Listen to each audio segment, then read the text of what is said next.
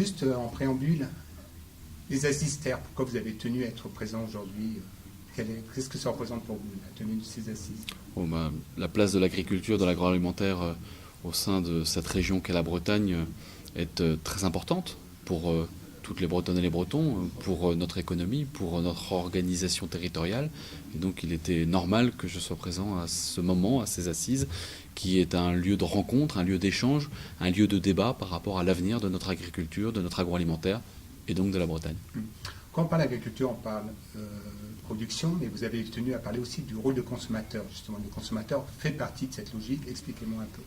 Nous avons en ce moment des demandes très fortes de la part de la société vis-à-vis du monde agricole. Faire en sorte que les produits soient sains, soient de qualité, racontent une histoire, proviennent d'un terroir, offrent un prix qui soit acceptable pour chacun, respecte l'environnement, pourquoi pas demain participe à la production énergétique. Et puis en même temps, lorsque ce citoyen qui est exigeant devient consommateur, par moment, nous nous retrouvons dans des situations différentes. Et donc il faut que chacun assume ses responsabilités, que chacun aille de l'avant, que le monde agricole prenne conscience, mais ils en ont déjà conscience, que le consommateur est un prescripteur et que s'il demande des produits qui sont avec plus de valeur ajoutée, plus de traçabilité, plus de qualité, il va falloir y aller.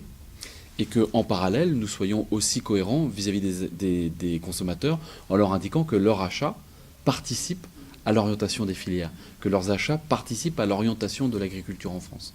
Et il y a là une force qui est considérable, qui peut être positive, qui peut être au service de notre agriculture et donc au service de l'aménagement du territoire. Parce que parfois on a l'impression que c'est un peu la quadrature du cercle. Le consommateur veut des bons produits, mais dès que ça augmente...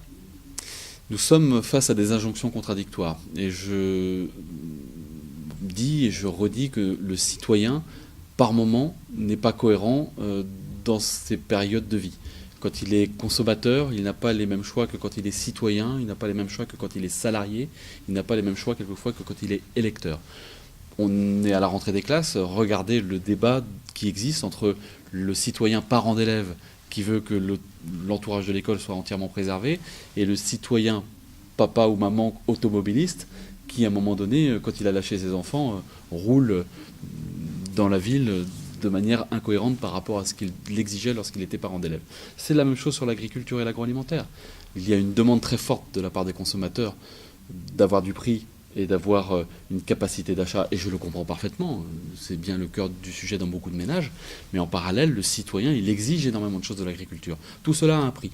Et à nous, politiques, d'accompagner le monde agricole dans ces transformations qui sont indispensables pour être capable d'offrir les produits que les consommateurs attendent et d'être en capacité d'être dans un modèle économiquement viable pour que les agriculteurs vivent de leur métier et qu'on tire de la valeur de cette différenciation au niveau des produits, de cette organisation des produits selon, encore une fois, des organisations de labels, de traçabilité, pourquoi pas de produits bio qui permettent encore une fois de répondre aux consommateurs et de tirer du prix.